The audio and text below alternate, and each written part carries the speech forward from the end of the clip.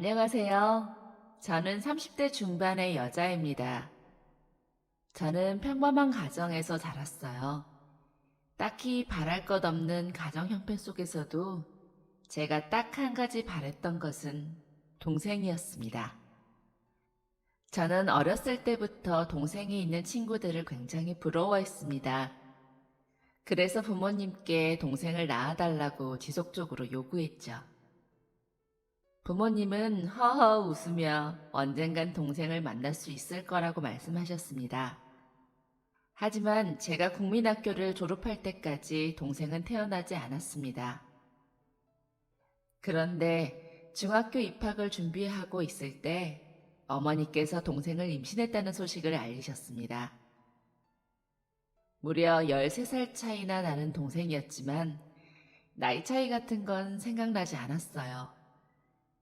저에게도 동생이 생겼다는 것이 마냥 기뻤죠. 또 나이가 차면서 부모님이 둘째를 가지기 위해 노력하셨다는 것을 알게 되었기 때문에 부모님의 기쁨도 저의 기쁨이 되었습니다. 어머니의 배는 하루가 다르게 불러왔고 중학교 1학년의 마지막을 보내고 있을 때쯤 동생이 태어났습니다. 동생의 탄생에 모든 가족들이 기뻐했던 것도 잠시 동생에게 청각장애가 있다는 것을 알게 된 후 집안 분위기에 점차 먹구름이 꼈습니다. 13년 만에 가진 귀한 아이에게 있는 장애는 부모님 중 그 누구도 예상하지 못했던 것이었죠. 집안 어른들도 한마디씩 얹으셨습니다. 굳이 하나를 더 갖겠다고 애쓰더니 짐덩이만 하나 얻었네. 외가댁은 친가를 나무라기도 했습니다. 그렇게 아들 하더니 이 사단을 내네. 딸 하나 있으면 그걸로 됐지. 왜 아들 노래를 불러서 남의 딸 고생시켜? 친가는 지지 않고 말했죠. 그러면 처음부터 아들을 낳았으면 될 거 아니야. 가뜩이나 혼란스럽고 힘들었을 부모님은 양가 사이에서 이리 터지고 저리 터지며 지쳐갔습니다. 하지만 부모라는 존재는 제 생각보다 훨씬 더 위대했어요. 부모님은 치료를 잘 받으면 일상생활은 할 수 있을 정도는 될 수 있다는 의사의 소견을 듣고 동생의 치료를 위해 백방으로 돌아다니셨습니다. 동생은 태어난 직후부터 병원을 집처럼 여기며 살았습니다. 아버지는 병원비를 벌기 위해 일을 해야 했고 어머니 또한 하루에 한두 시간씩은 꼭 아르바이트를 하셔야 했어요. 저는 어머니가 아르바이트를 하시는 동안 동생의 병간호를 자처했죠. 흔한 가족여행 한 번 없이 각자의 자리에서 치열하게 살아야만 생계가 유지되고 동생의 치료비를 감당할 수 있었지만 호전되는 것처럼 보이는 동생의 모습에 저희 가족은 힘을 얻었습니다. 몇 차례의 수술이 끝나고 동생은 드디어 집으로 돌아올 수 있었습니다. 제가 고등학교 2학년이 되었을 때의 일이었죠. 동생이 어렸을 때만 해도 장애가 있는 아이가 어린이집이나 유치원에 다니는 것이 쉽지 않았어요. 그래서 어머니는 제가 학교에 있는 동안 집에서 동생을 보며 집안일을 하시고 저는 정규 수업이 끝나면 곧장 집으로 왔습니다. 제가 돌아오면 어머니가 일을 하기 위해 집을 나서는 시기였죠. 동생을 보면서 공부를 하고 있으면 아버지가 돌아오셨습니다. 아버지와 함께 어머니가 차려놓은 저녁을 먹고 치우고 나면 아버지가 동생의 잠자리를 봐주셨습니다. 그렇게 아버지가 동생과 잠에 들고 나면 어머니가 귀가하셨고 저는 그제야 제 공부를 시작할 수 있었어요. 모두가 잠든 새벽, 저는 홀로 공부를 시작했습니다. 하루에 끝내야 하는 학습량을 맞추다 동트는 걸 보고 학교에 간 적도 많았죠. 감사하게도 사교육 없이 좋은 성적을 거뒀습니다. 그래서 이상한 소문이 돌기도 했어요. 쟤는 야자도 안 하는데 왜 공부를 잘해? 내가 들었는데 쟤네 부모가 담탱이한테 돈 찔러줘서 야자 안 하고 그 시간에 과외 받는 거래. 뭐 이런 소문이었죠. 그런데 그런 소문에 휘둘릴 시간이 없었습니다. 공부하랴, 동생을 돌보랴, 집안일 하랴. 몸이 여러 개여도 부족했거든요. 제가 이렇게까지 공부에 매달리는 것은 딱 하나였습니다. 저는 의사가 되고 싶었어요. 정확히는 연구를 하고 싶었습니다. 동생에게 찾아온 희귀질환. 이것을 좀 더 면밀하게 연구하고 이런 희귀질환이 아이들에게 찾아왔을 때 어떤 조치를 취해야 하는지 알고 싶었죠. 저는 정말 죽도록 열심히 공부했고 원하는 대학에 전액 장학생으로 입학했습니다. 대학을 다니면서 동생을 케어하는 일은 부모님의 일이 되었지만 이제 동생도 유치원에 다닐 수 있을 정도가 되었기 때문에 가족들 모두 어느 정도 숨통이 트인 상황이었습니다. 저는 제 생활비를 조금씩 벌어서 썼기 때문에 부모님도 금전적으로 여유가 생겼어요. 그렇게 시간이 조금씩 흘러 저희 집안은 제가 어렸을 때의 모습으로 돌아갔습니다. 그동안의 고생이 꿈 같은 일로 느껴질 정도였죠. 또다시 시간이 흘러 제가 본가를 시작한 지 얼마 되지 않았을 때 집에서 갑작스러운 연락이 왔습니다. 아버지가 갑자기 쓰러지셨다는 연락이었죠. 곧장 아버지가 계신다는 응급실로 달려갔습니다. 아버지는 급성 뇌출혈로 쓰러지신 것이었어요.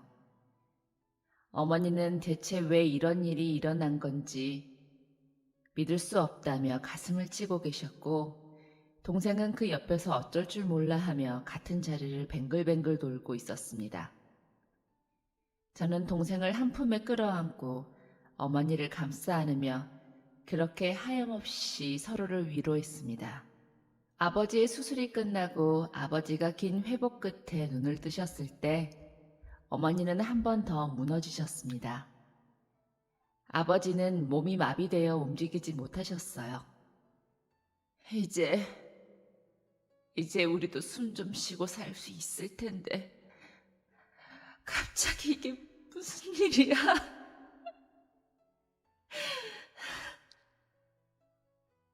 아버지는 그런 어머니를 보며 눈물을 흘릴 뿐 그 어떤 것도 하실 수 없었습니다.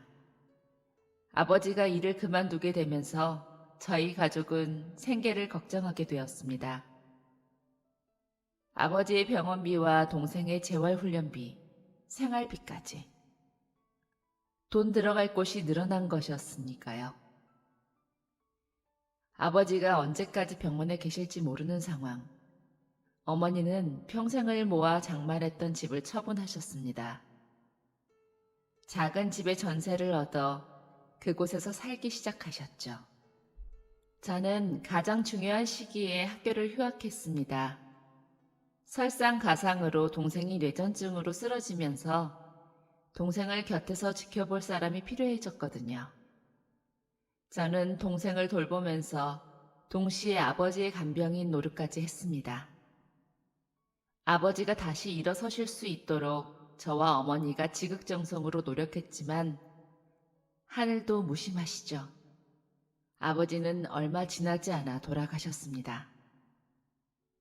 평생 가족을 위해 헌신한 아버지의 마지막이라고는 믿을 수 없을 정도로 허무한 작별이었습니다. 아버지의 장례를 치르는 동안 시간이 어떻게 흘러갔는지 모르겠네요. 모두가 아버지의 죽음을 허무하다고 여기고 있었지만 그 누구도 입 밖으로 내지는 못했습니다. 그 모습을 지켜보면서 저는 결단을 내려야 했어요. 저는 복학을 뒤로 미루고 생계전선에 뛰어들기로 마음먹었습니다. 단순히 먹고 사는 문제뿐만 아니라 어느 때보다 위태로워 보이는 어머니를 위해서였죠.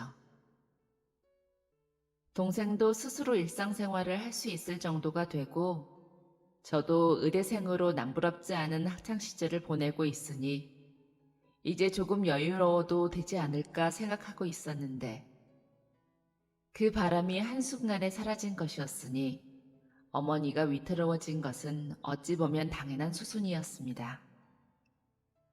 생계도 책임지고 어머니 곁에 있기 위해서 어떤 일을 할 수 있을까 고민하다 선택한 것이 간병일이었습니다. 학원 강사로 일해본 적도 있었지만 밀려오는 학부모 민원까지 신경 쓰기에는 제 상황이 좋지 않았습니다. 학생들 개개인의 성적뿐만 아니라 학부모 상담 등등 가르치는 것에는 영 재능이 없던 제가 할 수 있는 영역은 아니더라고요. 그래서 아버지를 돌보며 만났던 분들의 추천으로 간병인 일을 시작하게 되었어요. 어렸을 때는 동생을, 다 커서는 아버지를 돌봤던 경험 때문에 간병인 일이 생각보다 어렵지는 않았습니다. 다행스럽게도 처음에 만난 분들이 대부분 좋은 분들이었기 때문에 일을 시작하고 적응하는 데는 어려움이 없었어요. 그런데 항상 좋은 사람들만 만날 수 있는 건 아니죠. 저는 간병일을 그만둔 적이 있었습니다. 저는 그때를 제 인생의 가장 큰 위기라고 표현하고는 하는데요. 집 밖에 나가는 걸 병적으로 꺼리게 되고 대인기피증, 공황장애, 우울증이 한 번에 겹쳐온 시기가 바로 그때입니다. 어린 학생이 하기에 간병일이 쉬운 건 아닌데 말이야. 힘들지는 않어? 네, 괜찮아요, 할머니. 제 걱정은 마시고 얼른 퇴원하셔야죠. 일을 하다 보면 저를 자기 손주처럼 걱정해 주시는 분도 만나게 됩니다. 이 학생이 글쎄 의대생이래, 의대생. 뭐? 그런데 의사 선생님이 될 아가씨가 여기서 왜 이러고 있어? 뭘 그런 걸 물어봐. 그럴 만한 이유가 있으니까 그러겠지. 같은 병실에 계시는 분들이 저를 가운데에 두고 티격태격하는 모습을 보고 있자면 웃음도 나고 걱정만 가득한 현실 속에서도 인간미가 느껴졌습니다. 아가씨, 이제 갈 시간이지? 네, 내일 봬요. 집에 가면 밥 차려주는 사람은 있나?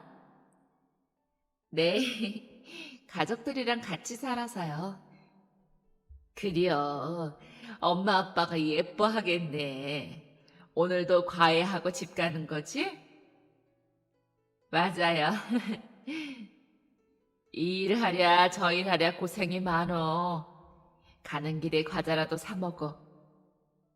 제 사정을 자세히 묻지는 않으셔도 어린 나이에 간병 일을 하는 게 퍽 안타까우셨는지 이렇게 간식을 챙겨주시거나 용돈을 챙겨주시는 분들도 있었어요. 그분들이 저를 이렇게 챙겨주신 이유는 소녀 같아서였죠. 퇴원 축하드려요. 건강하세요. 우리 아가씨 덕분이지 뭐. 계속 간병일 하는 거지? 이제 다른 사람 간병인으로 들어가나? 네. 그래. 하여간 그동안 고마웠어. 아가씨도 무슨 사정인지 잘 모르겠지만 얼른 학교로 돌아가서 의사 선생님 돼. 알겠지? 네, 감사해요. 그렇게 정겨웠던 분들을 보내고 새로운 환자분을 만나러 갔습니다. 제 아버지 뻘 되는 분이셨어요. 그분은 저를 보자마자 매우 반가워하며 우리 딸 같네 라고 말씀하셨습니다. 아버지처럼 푸근한 인상의 어른의 딸 같다는 말은 제 마음을 건드렸습니다. 갑작스럽게 제 곁을 떠난 아버지가 생각나서였겠죠. 그래서 더 마음이 가는 환자분이었습니다. 저는 제가 돌보는 환자분들의 마음도 신경 쓰기 위해 노력했습니다. 간병인을 쓰시는 분들의 대다수는 보호자들이 시간이 없기 때문인데 보호자 없이 병원에 오랫동안 있는 분들은 심적으로 많이 외로운 상태거든요. 마음의 외로움은 몸으로 드러나기 마련이고 몸이 나빠지면 우울감이 심해지는 건 당연한 일입니다. 저는 이런 일이 없도록 노력한 것이었어요. 누군가는 뭐 그렇게까지 하냐고 말하기도 했지만 의사가 되고 싶다는 목표 때문인지 병상에 누워 계셨던 아버지의 모습이 비쳐서인지 저는 제가 할 수 있는 한 최선을 다해 아픈 분들을 보살피고 싶었습니다. 그 아버지뻘 되는 분의 간병인으로 일하기 시작한 후에도 마찬가지였습니다. 내가 지금까지 여러 간병인들을 만나왔는데 우리 아가씨 같은 사람은 한 번도 못 봤어. 그런가요? 그분은 친절한 분이었습니다. 딸 같다라고 말씀하신 것처럼 저를 정말 딸처럼 대해주셨어요. 밥은 먹었는지, 일이 끝나면 뭘 하는지, 다른 일을 하는데 어려운 건 없는지 등등 여러모로 신경 써주셨죠. 과외한다고 했지? 내 친구놈 아들이 올해로 3수째인데 괜찮은 선생님을 찾고 있는가 봐. 소개해줄까? 이런 식으로 좋은 과외처를 찾기도 했습니다. 그분이 소개해준 과외처는 실제로 지금까지 해왔던 과외 중에 가장 조건이 좋았거든요. 그런데 어느 순간부터 제 아버지뻘 되는 환자분의 행동이 이상해졌습니다. 자꾸 저의 연애 사업에 대해 물으시거나 이성관계에 대해 꼬치꼬치 캐물으셨죠. 그런 대화가 불편해 말을 돌리면 어김없이 딸 같아서 그래 라는 말이 돌아왔습니다. 그날도 남자친구는 있었어? 몇 명이나 만나봤어? 라고 물으시기에 말을 피했습니다. 보통 이러면 더 이상 묻지 않으셨는데 그날은 부쩍 예민하게 구셨어요. 야, 내가 물어보잖아. 왜 대답을 안 해? 내가 오냐 오냐 하면서 잘해주니까 내 말이 말 같지가 않아? 병실에는 순식간에 정적이 흘렀습니다. 그분은 주변 분위기가 가라앉은 것이 느껴지지도 않는지 계속해서 언성을 높였습니다. 야, 너 내가 딸 같아서 예쁘다 예쁘다 하니까 네가 진짜 딸이라도 된 것 같아? 돈 받고 일하는 거면 묻는 말에 대답 똑바로 해! 방금까지만 해도 사람 좋게 웃으며 대화하던 사람이 반색하며 화를 내자 저는 충격에 아무 말도 하지 못했습니다. 제가 당황스러워하며 아무 말도 하지 못하자 주변 어른들이 그 환자분을 말리기 시작했어요. 사람 좋던 양반이 갑자기 왜 그래? 그러니까 왜 뭔 아가씨한테 그래? 보니까 며칠 전부터 아가씨한테 이상한 질문 하더만. 실제로 제가 적어놓은 내용 외에 더 선 넘는 질문이 많았습니다. 질문을 넘은 것들도 많았고 말이죠. 그분은 자신이 어떤 행동을 했는지 기억도 못하는지 계속해서 분노를 표출했습니다. 주변의 만류에도 그 분노는 사그라들 줄 몰랐죠. 당신들은 조용히 해! 내가 돈 주고 쓰는 사람한테 그딴 질문하는 게 무슨 문제가 된다고! 야, 맞아 아니야? 사람 좋게만 보이던 분이 눈이 벌개지도록 화를 내는 그 모습은 당혹감을 넘어 공포감을 가져왔습니다. 왜 대답을 안 해? 아니, 그게... 목소리가 덜덜 떨렸습니다. 제가 어떻게 해야 할지 모르겠더라고요. 그만 좀 해요. 젊은 아가씨한테 남자친구네 뭐네 하는 것만 봐도 뻔하지. 그러니까 다 큰 어른이 뭐 하는 거야? 당신들은 빠지라고! 내가 내 돈 써서 부리는 사람한테 내가 뭘 하든 무슨 상관이야? 저에게로만 향했던 분노는 병실 전체로 향했습니다. 이제 싸움은 어른들의 싸움이 되었어요. 얼마나 시끄러웠는지 병동 간호사와 안전요원들이 개입해서야 마무리되었죠. 병실에서 소란이 있었다는 소식을 듣고 제가 담당하던 환자의 보호자가 찾아왔습니다. 환자의 아내는 제 얼굴을 보자마자 냅다 뺨을 때렸습니다. 야! 너 때문에 이게 무슨 망신이야! 저를 감싼 공기가 얼어붙는 것만 같았습니다. 제가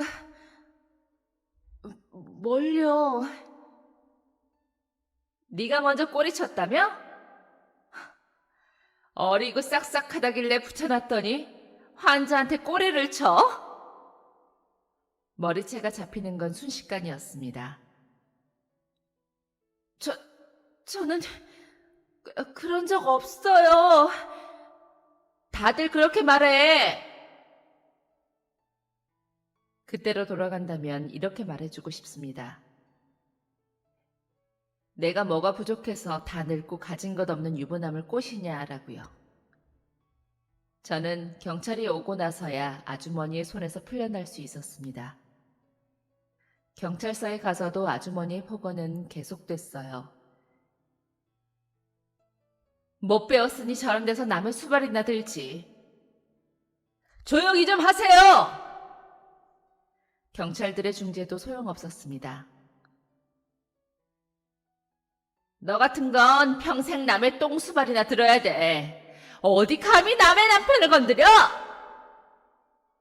조용히 좀 하시라고요. 그쪽 남편분도 잘한 거 하나 없구만. 우리 남편이 뭘 잘못해? 이런 일이 있었다는 걸 가족에게, 친구에게 털어놓을 수 있었다면 좋았겠지만 저는 그럴 만한 사람이 없었습니다. 그리고 웬만하면 원만히 합의하세요. 젊은 아가씨가 이런 일에 휘말려봤자 좋을 거 하나 없어요. 라는 경찰과 내가 뭘 잘못했길래 합의를 해! 라며 화를 내는 상대의 와이프. 그리고 매일같이 연락해서 미안하긴 한데 그쪽이 빌미를 줬으니까 우리 아빠가 그랬을 거 아니에요. 라고 말하는 상대의 딸까지. 이 사람들과의 공방이 지속될수록 제 심신은 지쳐갔고 병원에서 이런 일이 있었다는 이유로 저는 제가 자주 오고 다니던 병원에서 더 이상 일하기 어려워졌습니다. 대인기피증과 우울증은 이렇게 생겨났어요. 어머니는 저에게 무슨 일이 있었다는 걸 알고 무슨 일이 있는 건지 계속해서 물으셨지만 이 일을 차마 말씀드릴 수 없었습니다. 집에 있어봤자 동생과 어머니를 걱정시키는 것뿐이었기 때문에 저는 억지로라도 나가야 했어요. 하지만 더 이상 간병인 일은 할 수 없었습니다. 급여는 적었지만 식당에서 아르바이트를 시작했죠. 제가 사람을 만나는데 어려움이 없었더라면 괜찮았겠지만 매일같이 수많은 사람을 만나야 하는 식당 아르바이트는 제 생각보다 쉽지 않았습니다. 게다가 술이라도 마신 손님이 있는 날에는 일하는 게 더더욱 어려워졌어요.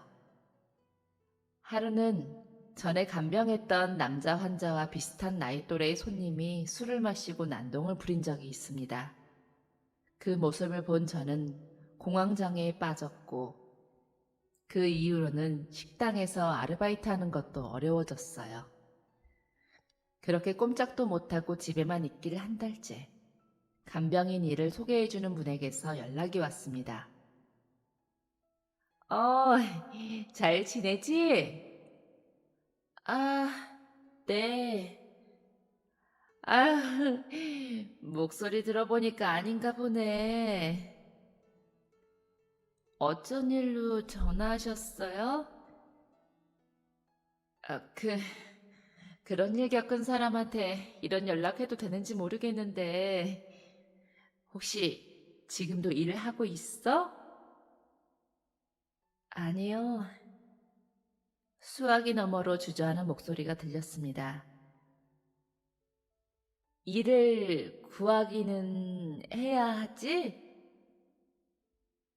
그분은 제가 돈을 벌어야 하는 사정을 알고 계시는 분이셨습니다.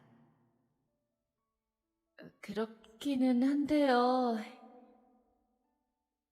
사실 이번에 연세가 좀 있으신 분한테서 일이 들어왔어. 아, 그런 일도 겪었으니까 학생한테는 연락 안 하려고 했는데 뭐 어차피 돈을 벌어야 하는 거면 이분이 나을 것 같아서 솔직히 거절하고 싶었습니다. 하지만 제 사정에 이것저것 가릴 수는 없었던 노릇이라 이야기라도 들어보기로 했어요. 원래 자식이 간병하던 분인데 자식이 몇 개월 동안 해외에 나가야 되나 봐. 내가 보니까 점잖은 분이야. 가족들도 괜찮아 보이고. 병실도 1인실을 쓰고 있어서 다른 사람들 만날 일도 없는데 어떻게 만나라도 보겠어? 대답이 입 언저리에 맴돌고 있을 때 가족 사진이 눈에 들어왔습니다. 그리고 이내 네, 언제까지 가면 되나요? 라고 대답했어요. 소개받은 환자분이 있는 병실은 최고급 1인실이었습니다. 그리고 소개해주신 분의 말처럼 굉장히 점잖은 분이셨고 제가 예상했던 것보다 훨씬 더 연로한 분이셨습니다. 환자분이라는 말보다 할머니라는 말을 더 좋아하시는 특이한 분이셨어요. 생각했던 것보다 젊은 분이 왔네요. 지금까지 만났던 분들과 달리 정중하게 존댓말을 써주셨죠. 아, 어린 사람은 별로이신가요? 할머니는 호호 웃으시며 대답하셨습니다. 아니에요. 젊은 사람이랑 있으면 나도 젊어지는 것 같고 좋죠. 할머니와 함께 있는 시간은 편했습니다. 검사를 받으시는 시간을 맞춰서 동행해드리고 식사를 하실 때나 산책을 하실 때 곁을 지켜드렸죠. 할머니는 자기 얘기하는 걸 꺼려하지 않으셨습니다. 사실 수술 경과도 좋고 굳이 이렇게 비싼 병실에 입원 안 해도 되는데 자식들이 유난이야. 원래는 자녀분들이 돌봐주셨다고 들었어요. 한 녀석은 외국에 가 있고 한 녀석은 연구원인데 무슨 외국에 있는 대학으로 1년 정도 가게 됐다네. 가족들까지 다 데리고 가는 바람에 나 혼자 있게 됐지. 적적하시겠어요. 제가 지금까지 봐왔던 어른들은 자식들이 부모님 옆자리를 떠나면 서운해 하시던데 할머니는 달랐습니다. 적적하기는 평생 동안 일하면서 자식 키우느라 내가 얼마나 고생을 했는데 지금까지 언제 키워서 언제 내보내나 그것만 바라보고 살았어. 이제 나도 좀 여유롭게 살아야지. 안 그래? 할머니는 생각하는 게 남다른 분이셨습니다. 자식들은 무조건 비싸고 좋은 것만 해주면 좋다고 생각해. 내가 1인실 같은 거 필요 없다고 했더니 내가 미안해서 그러는 줄 알더라니까. 미안해서 그렇게 말씀하신 게 아니에요? 아무래도 1인실은 비싸니까 하루만 묵어도 병원비가 어마어마하다고 들었어요. 하루 이틀이 있는 것도 아니고 혼자 있는데 1인실을 쓰면 뭐해? 심심하지 않겠어? 아, 그래 놓고 적적하다고 그랬더니 간병인을 붙여준 거야. 그런데 봐봐. 너는 퇴근 시간 되면 가지 않니? 그러고 나면 아주 심심해. 신기한 분이셨죠. 자녀분들이 가장 좋은 것, 가장 비싼 것으로 드리는 것들을 마다하셨으니까요. 처음에는 할머니의 얘기를 듣기만 했습니다. 할머니도 저에게 딱히 묻지 않으셨어요. 아마 제가 제 얘기하는 걸 꺼려 한다는 것을 아셨기 때문이겠죠. 그날도 할머니의 이야기를 듣고 있었습니다. 할머니의 이야기를 듣고 있으면 어린 시절 어머니에게 옛날 이야기를 듣는 것 같은 기분이 들었거든요. 한 번은 우리 딸이 엉엉 울면서 들어오더라고. 몇 살 때요? 고등학생이었지.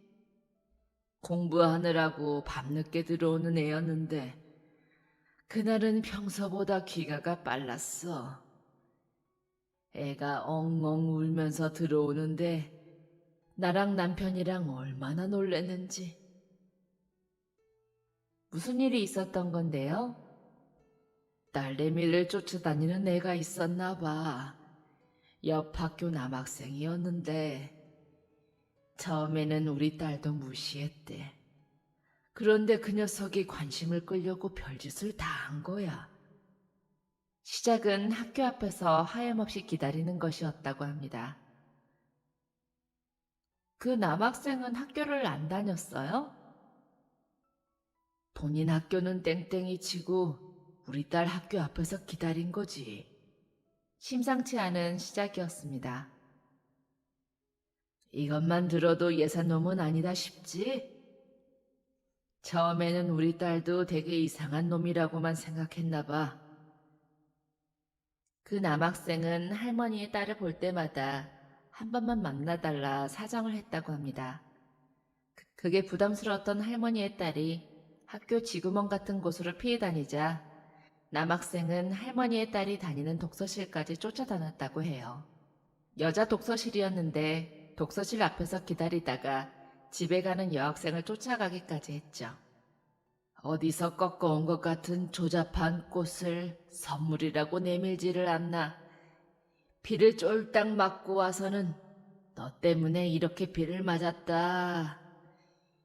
이쯤 되면 나한테 미안하지 않냐? 뭐 이런 소리를 했다나 봐. 미친 거 아니에요? 자기가 멋대로 기다려놓고 미안하지 않냐니. 이런 게 몇 번 반복되다가 헷가닥 눈이 뒤집힌 거야. 딸을 어디론가 끌고 가려고 한 걸 겨우 도망친 거였어. 그래서 어떻게 하셨어요? 어떻게 하기는 당장 그놈 집으로 찾아갔지. 그래서요? 싹 뒤집어 엎어버렸어. 제가 본 할머니의 모습으로서는 상상도 하기 어려운 장면이었습니다. 점잖기 그지없는 분이 남의 집을 뒤엎어버리다니. 상상이 안 가요. 나도 내가 그런 사람인 줄 몰랐어. 그런데 우리 딸이 그런 일을 당했다니까 나도 모르게 그렇게 되더라고. 그 남학생 부모는 뭐라고 했어요? 할머니는 고개를 가로저으며 치가 떨린다는 듯 말씀하셨습니다. 지금 생각해도 아주 괘씸해. 혈기왕성한 남자애가 크다 보면 그럴 수 있는 거지 유난 떤다고 그러더라. 무슨 일이 난 것도 아닌데 딸 가진 게 자랑이냐고. 제가 겪었던 일이 생각나면서 온몸에 털이 비쭉 섰습니다. 할머니는 제 반응이 이상하자 걱정스러운 말투로 물으셨습니다. 왜 그래? 어디 아파? 아니에요. 갑자기 몸이 안 좋아져서. 솔직히 이런 류의 이야기를 듣기가 어려웠지만 왠지 모르게 이 이야기의 결말을 듣고 싶었어요. 괜찮아? 오늘은 좀 일찍 들어가서 쉴래? 어휴, 식은 땀 좀 봐. 오늘도 과외하러 간다고 하지 않았어? 이래서야 과외는 갈 수 있으려나? 할머니는 본인이 아프신 것 마냥 제 머리를 짚어보며 어쩔 줄 몰라 하셨습니다. 아니에요. 정말 괜찮아요. 무슨 일이 있으셨던 건지 알려주세요. 할머니는 걱정스러워하는 표정으로 계속해서 이야기를 들려주셨어요. 내 일이었으면 차라리 내 자식 일인데 어떻게 가만히 있을 수가 있겠어. 바로 경찰서에 신고하고 내가 할 수 있는 건 다 했단다. 경찰서에 신고했다고 해도 딱히 할 수 있는 건 없었을 텐데요. 제 경험에 빗대어 말한 것이었습니다. 할머니도 제 말에 동의하며 고개를 끄덕이셨어요. 맞아, 경찰도 딱히 해줄 게 없다는 식으로 말했어. 혹시나가 역시나였습니다. 저에게도 그랬는데 10년이나 더 넘은 그 옛날은 어땠을까요? 온몸에서 힘이 쭉 빠지는 기분이었습니다. 그런데 그때 뒤이은 할머니의 이야기는 제 예상과 달랐습니다. 무슨 일이 일어난 건 아니니까 법적으로 어떻게 할 수 있는 건 없었지. 그런데 그렇다고 가만히 있으면 되겠어? 아직 어린애한테 알려줄 방법은 아니지만 나는 결국 그 남자의 부모한테 사과를 받아냈어. 10년 묵은 채증이 내려가는 듯 했습니다. 진짜요? 진심으로 사과했나요? 자기들이 무슨 잘못을 저지른지도 모르고 처음부터 뻔뻔하던 인간들이 진짜 반성을 했을지는 모르겠지만 어쨌든 내 딸한테 진심으로 미안하다고 사과했어. 연기였어도 괜찮아. 적어도 우리 딸 눈에는 진심으로 보였을 테니까. 이 말을 듣자마자 제 눈에는 굵은 눈물이 또르륵 하고 떨어졌습니다. 어머, 너 우니? 저는 할머니의 말에 대답도 못하고 말없이 흐르는 눈물을 흘러보내기만 했어요. 아이고, 왜 그러니? 무슨 일이라도 있었던 거야? 에이, 내가 괜히 이런 말을 했나? 아유, 왜 우니, 응? 어쩔 줄 몰라 하는 할머니에게 왜 그러는지 설명이라도 해야 하는데 설명할 수가 없었습니다. 저마저도 왜 그렇게까지 눈물이 나는지 알 수 없었거든요. 한참 동안 울고 난 뒤에야 저는 그 눈물의 의미를 알아차렸습니다. 저는 할머니의 이야기를 통해서라도 그때 느끼지 못했던 통쾌함을 느끼고 싶었던 것 같아요. 그 누구에게도 말하지 못하고 끙끙 앓았던 그 일을 어떻게라도 위로받고 싶었던 것이죠. 저는 겨우 눈물을 그쳤습니다. 할머니는 왜 우는지 더 이상 묻지 않으셨습니다. 그저 저를 다독여 주실 뿐이었죠. 저는 할머니의 따스한 손길을 느끼며 조심스럽게 입을 열었습니다. 나이 차이가 많이 나는 동생이 축복 속에서 태어났지만 장애가 있다는 것을 알게 되었고 동생을 위해 부모님이 일을 시작하시면서 많은 것들이 변했다는 것과 친가와 외가 어른들이 서로 싸우며 멀어졌다는 것, 그리고 아버지가 갑작스럽게 돌아가시면서 제가 생계를 책임지게 되었다는 것과 한동안 돌봤던 환자로부터 힘든 일을 당했다는 것까지 모든 것을 토해내듯 이야기했습니다. 제 이야기를 잠잠히 들어주던 할머니는 모든 이야기를 털어놓고 숨을 고르는 저에게 이렇게 말씀하셨습니다. 수고 많았네. 장하다. 저는 그 말에 또 한 번 눈물을 흘리고 말았습니다. 이후로 저와 할머니는 매우 가까워졌어요. 가족 같은 사이가 되었죠. 할머니가 병원이 아니라 요양원으로 거처를 옮기면서 급료도 높아졌습니다. 이건 평균 금액보다 너무 많아요. 저는 이 돈을 받을 만큼 일할 만한 여유가 없어요. 돈을 많이 버는 건 좋았지만 저는 어머니와 동생을 챙겨야 했기 때문에 아주 오랜 시간 일할 수는 없었습니다.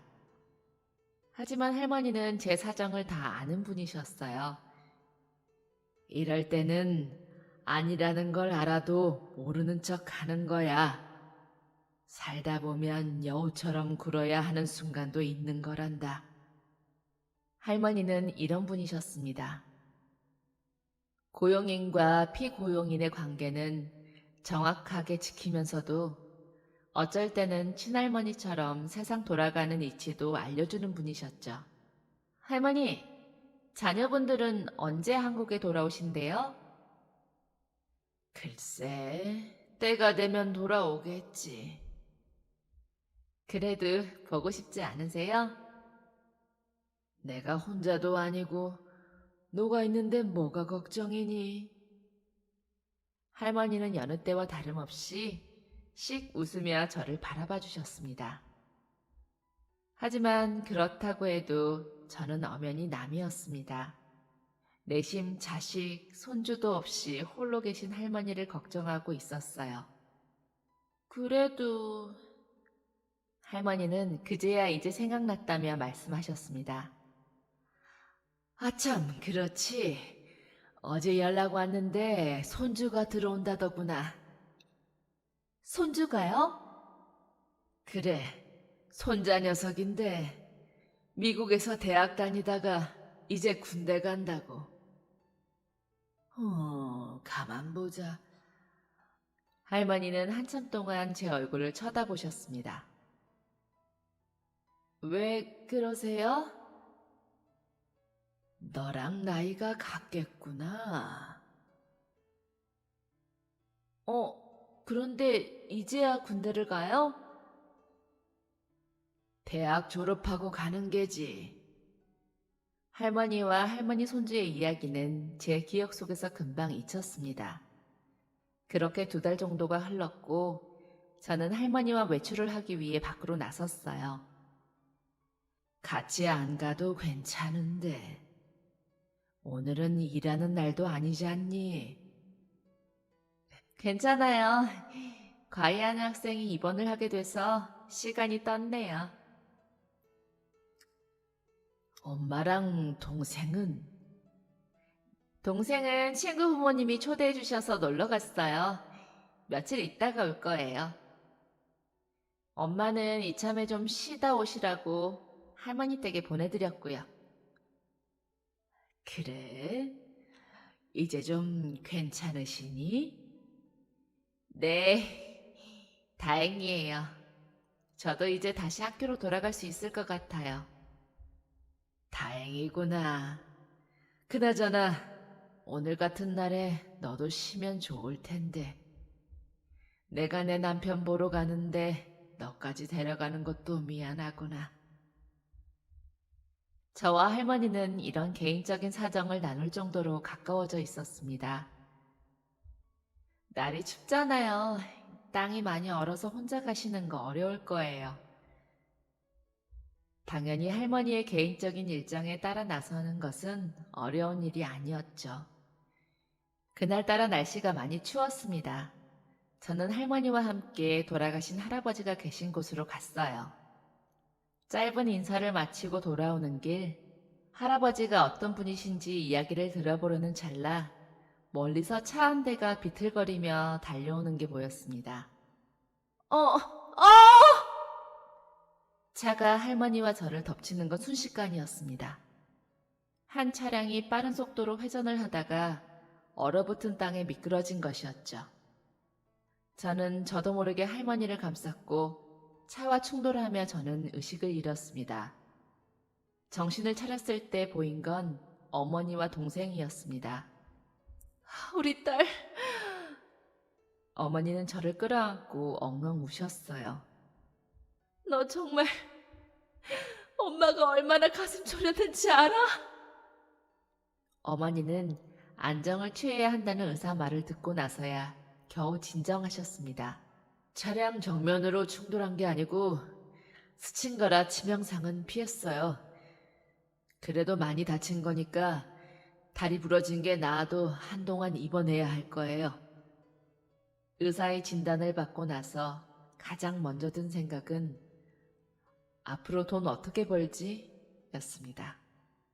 어머니는 제 생각을 읽었는지 이렇게 말씀하셨어요. 엄마가 미안해. 엄마가 좀 더 빨리 정신 차렸어야 했는데 미안해 우리 딸.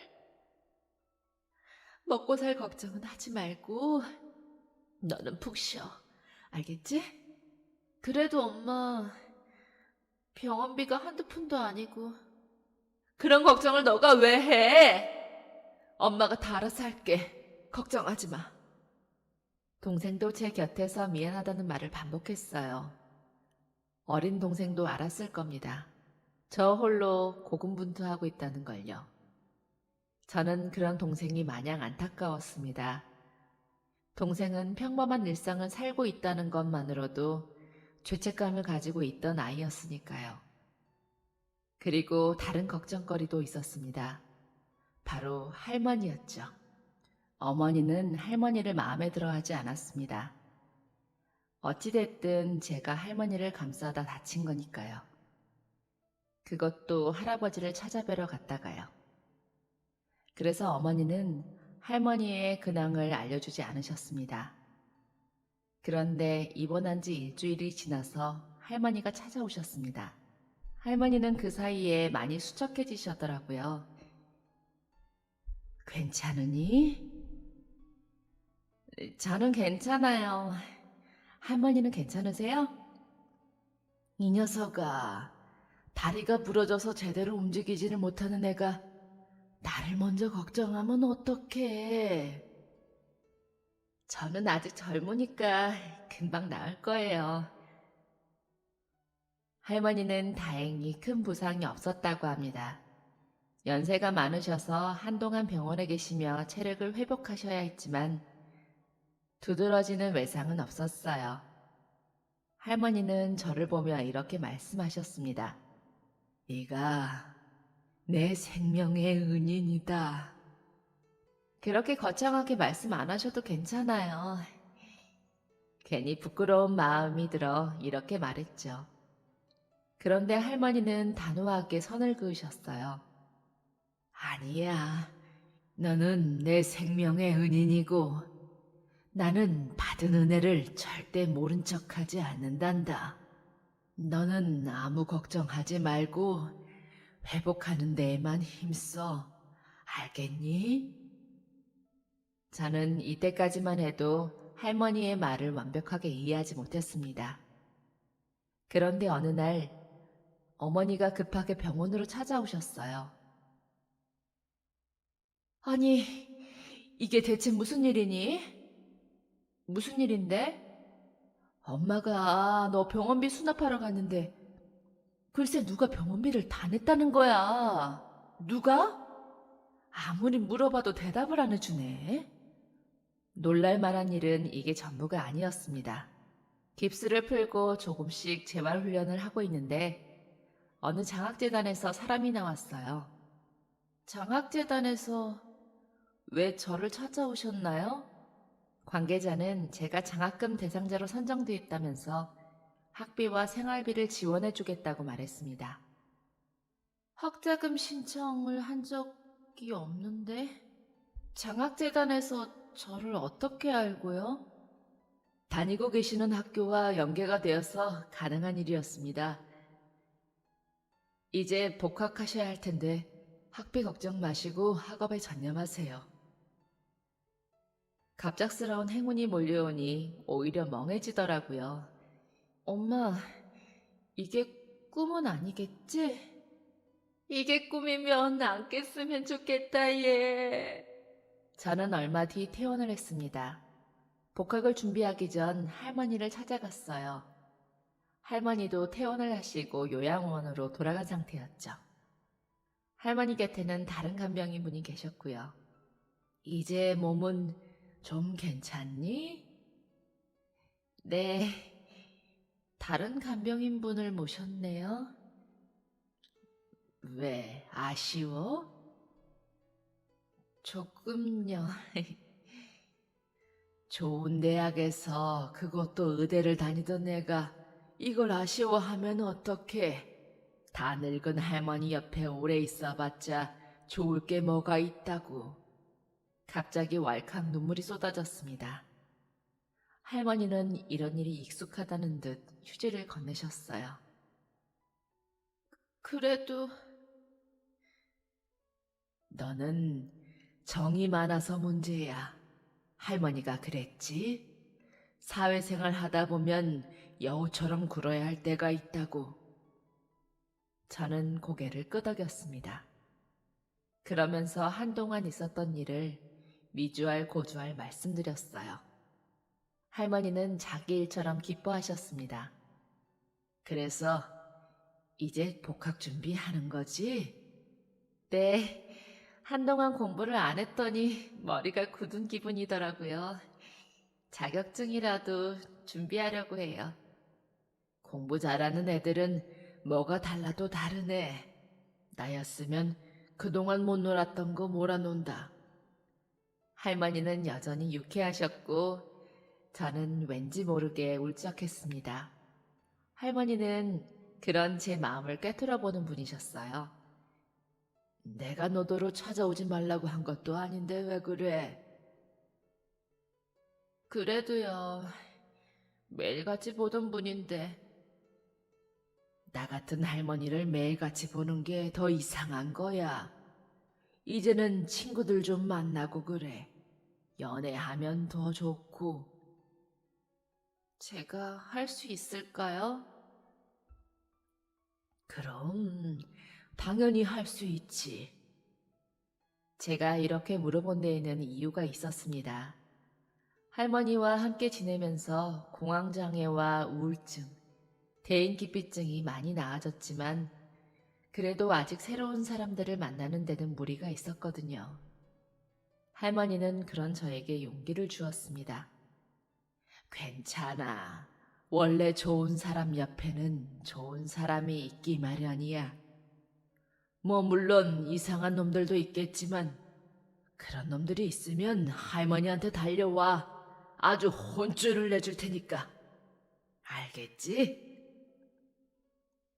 네. 저는 그제야 깨달았습니다. 할머니는 책임져야 하는 게 너무나 많았던 저에게 안식처와 같은 분이었다는 걸요. 비록 간병인으로 만났지만 오히려 제가 보살핌을 받았다는 걸요. 그렇게 할머니에게 인사를 하고 돌아가려는데 할머니가 마지막 부탁이 있다며 저를 잡아 세우셨습니다. 무슨 부탁이요? 사실 내가 집에 뭘 두고 왔는데 그걸 좀 가져다 주면 좋겠어. 한동안 집에 안 들어갈 것 같은데 가져다 줄 사람이 없네. 내가 제일 아끼는 거거든. 간병인이 계신데도 이런 부탁을 하시는 걸 보면 아직 낯선 사람에겐 부탁하기 어려운 것이라고 생각했습니다. 저는 할머니가 적어주신 주소를 향했어요. 그런데 뭔가 이상했습니다. 할머니가 적어주신 주소는 제가 살면서 한 번도 가보지 못한 부자 동네였어요. 할머니 집이 여기에 있다고? 저는 택시기사분에게 몇 차례 물었습니다. 아, 맞다니까 그러네. 택시기사님이 짜증을 내고 나서야 저는 차에서 내렸습니다. 할머니의 집으로 추정되는 저택의 대문 앞에서 머뭇거리다 배를 눌렀습니다. 누구세요? 어느 남자가 대답했어요. 아, 김연복 할머니가 보내셔서 왔는데요. 아, 네. 들어오세요. 할머니가 먼저 이야기를 해두신 것 같았죠.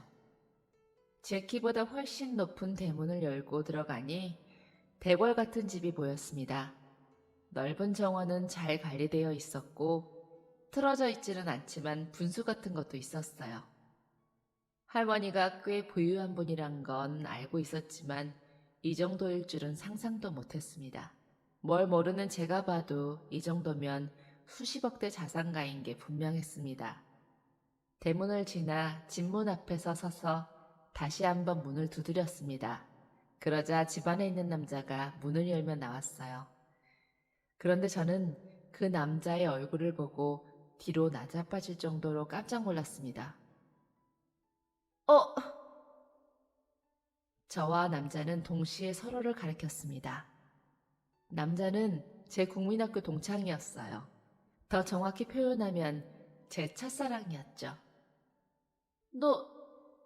네가 어떻게... 그러는 너야말로 어떻게 여기에 있어? 할머니가 보낸 사람이 너야? 반갑더라고요. 그 친구와 저는 꽤 가까운 사이였거든요. 오랜만에 만난 친구는 성숙한 남자가 되어 있었습니다. 미국에서 학교 다니다가 군대 가려고 들어온 손주가 너야? 할머니가 그런 것까지 말씀하셨어? 도대체 어떻게 된 거야? 저는 할머니와의 인연을 들려주었습니다. 네가 그 사람이었구나. 할머니 생명의 은인. 고맙다 정말. 나도 그렇고 우리 부모님도 그렇고 너한테 엄청 고마워하고 있어. 저는 그동안 못다한 이야기를 나눴습니다. 그러면서 할머니가 100억대 자산가라는 것을 알게 되었어요. 자신의 사업체뿐만 아니라 토지, 건물 등을 환산한 재산이라고 했죠. 그 옛날에 여성의 몸으로 사업을 한다는 건 쉬운 일이 아니지. 그런데 혼자 힘으로 성공하셨어. 정말 대단한 분이야. 할머니 이야기를 하는 동안 동창의 눈은 반짝거리며 빛났습니다. 동창과 저는 한참 동안 할머니의 이야기를 했습니다. 그러던 중 동창이 말했어요. 이제 할머니 얘기는 그만하고 너 얘기 좀 들려줘. 그때부터였을까요? 저와 동창 사이에는 묘한 기류가 흘렀습니다. 사실 동창과는 서로 좋아하는 사이였지만 동창이 다른 곳으로 이사 가면서 연락이 끊긴 거였거든요. 알고 보니 미국으로 가느라 연락이 안 된 거였죠. 그렇게 이야기를 나누다 깜짝 놀라 물었습니다.